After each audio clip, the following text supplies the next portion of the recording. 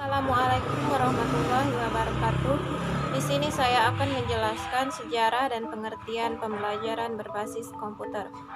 Sejarah pembelajaran berbasis komputer dimulai dari munculnya ide-ide untuk menciptakan perangkat teknologi terapan yang memungkinkan seseorang melakukan proses belajar secara individual dengan menerapkan prinsip-prinsip didaktik metodik.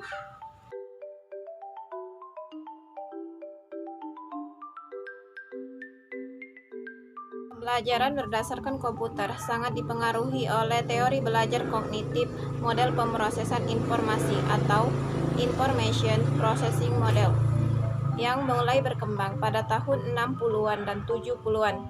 Model ini menampilkan konseptualisasi dari sistem memori pada manusia yang mirip dengan sistem memori pada komputer.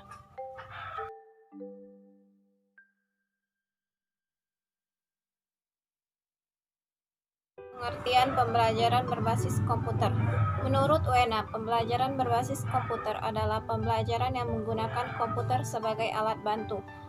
Menurut Hick and Hide, dengan pembelajaran berbasis komputer, siswa akan lebih berinteraksi dan berhadapan dengan komputer secara langsung. Sedangkan menurut Warsita, pembelajaran berbasis komputer adalah salah satu media pembelajaran yang sangat menarik dan dapat meningkatkan motivasi belajar siswa. Dapat disimpulkan bahwa pembelajaran berbasis komputer adalah kegiatan belajar mengajar yang dilakukan oleh guru dengan menggunakan komputer sebagai alat bantu guru untuk menyampaikan materi pembelajaran agar siswa tidak bosan dan termotivasi dalam mengikuti kegiatan pembelajaran yang sedang berlangsung di dalam kelas. Prinsip pembelajaran berbasis komputer yaitu berorientasi pada tujuan pembelajaran, berorientasi pada pembelajaran individual, berorientasi pada pembelajaran mandiri, berorientasi pada pembelajaran tuntas. Pembelajaran berbasis komputer dibagi menjadi 3, yaitu bagi guru, bagi siswa, bagi sekolah. Adapun manfaat bagi guru yaitu 1. Guru akan lebih banyak berperan sebagai fasilitator bagi siswa. 2. Memberi alternatif variasi metode pembelajaran. 3. Menolong mengembangkan media pembelajaran. 4. Memberi pedoman bagi pengembangan lebih lanjut. 5. Meminimalkan tingkat kesalahpahaman konsep atau teori yang sering dialami siswa.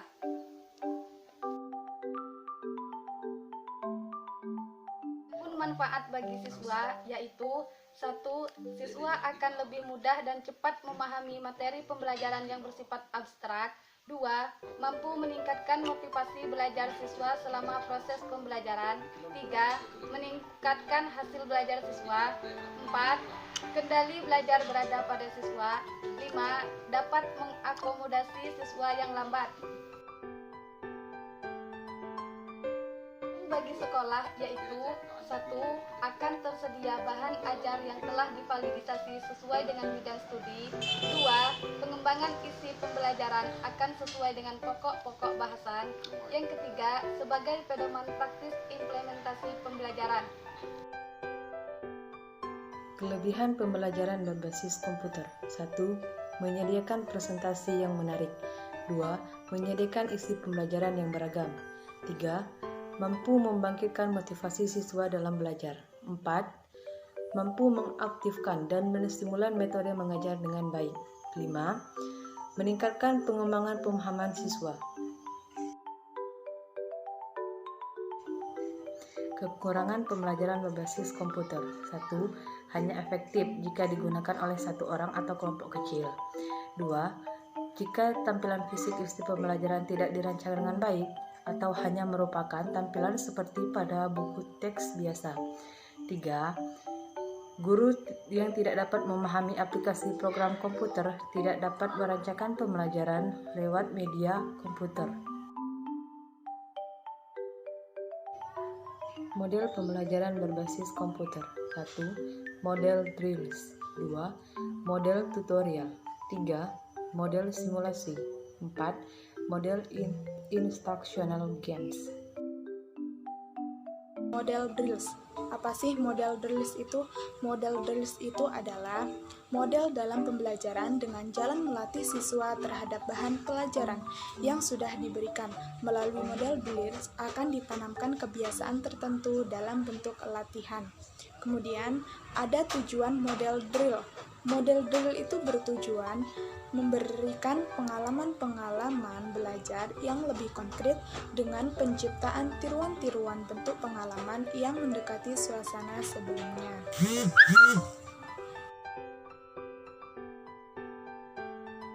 Baiklah, tahapan dari model drill itu adalah yang pertama, penyajian masalah dalam bentuk latihan soal pada tingkat tertentu dari kemampuan dan perform siswa. Kemudian yang kedua, siswa mengerjakan soal-soal latihan. Kemudian yang ketiga, program merekam penampilan siswa, mengevaluasi, kemudian memberikan umpan balik.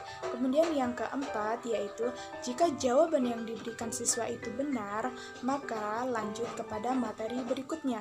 Tapi jika jawaban siswa itu salah, maka program menyediakan fasilitas untuk mengulangi latihan atau remedial.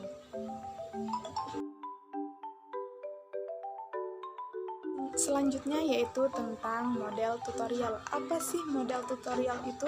Model tutorial itu adalah bimbingan pelajaran dalam bentuk pemberian arahan bantuan, petunjuk dan motivasi agar para siswa belajar secara efisien dan efektif.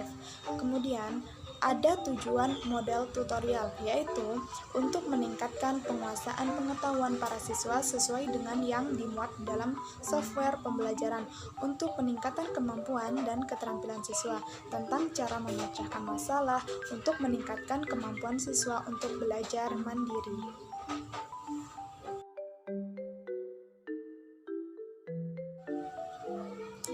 Yang selanjutnya yaitu tentang tahapan model tutorial, yaitu yang pertama, penyajian informasi yaitu berupa materi pelajaran yang akan dipelajari oleh siswa. Kemudian yang kedua yaitu pertanyaan berupa soal-soal yang harus dikerjakan oleh siswa. Yang ketiga, penilaian respons, yaitu komputer akan memberikan respons atas jawaban yang diberikan oleh siswa. Kemudian yang keempat, pemberian balikan respon, yaitu setelah selesai, program akan memberikan balikan. Kemudian yang kelima yaitu apakah telah sukses atau berhasil atau harus mengulang. Kemudian yang keenam, pengulangan. Kemudian yang ketujuh adalah segmen pengaturan pelajaran. Baiklah, materi selanjutnya yaitu tentang model instructional games, di mana model instructional games ini tidak perlu menirukan realita, namun dapat memiliki karakter yang menyediakan tantangan yang menyenangkan bagi siswa, di mana model instructional games ini bertujuan untuk menyediakan pengalaman belajar yang memberikan fasilitas belajar untuk menambahkan kemampuan siswa melalui permainan yang mendidik.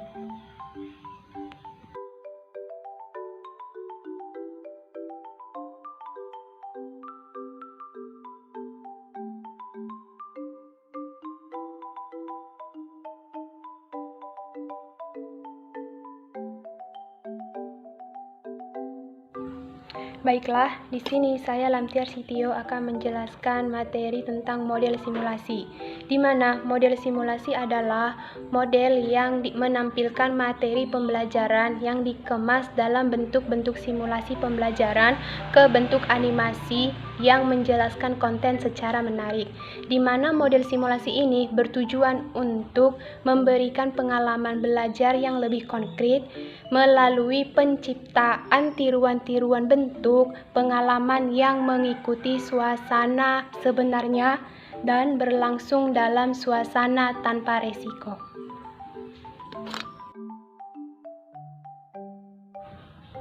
Oke, baiklah. Selanjutnya, simulasi ini juga memiliki beberapa tahapan. Di antaranya yang pertama pengenalan, yang kedua penyesuaian informasi, yang ketiga pernyataan dan respon, Yang keempat, jawaban, penilaian dan respon. Yang kelima, pembenaran. Yang keenam, segmen. Yang ketujuh, pengaturan. Yang kedelapan, pengajaran. Dan yang kesembilan ialah penutup.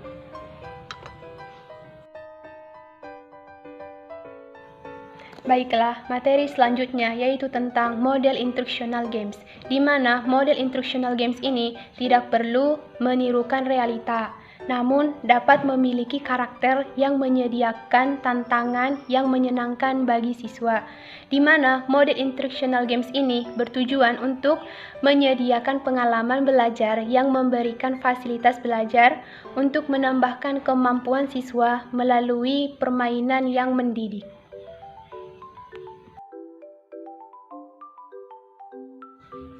Baiklah, materi terakhir yaitu tentang tahapan instructional game, di mana tahapan ini terdiri dari tujuan, aturan, kompetensi, tantangan, khayalan, keamanan, dan hiburan.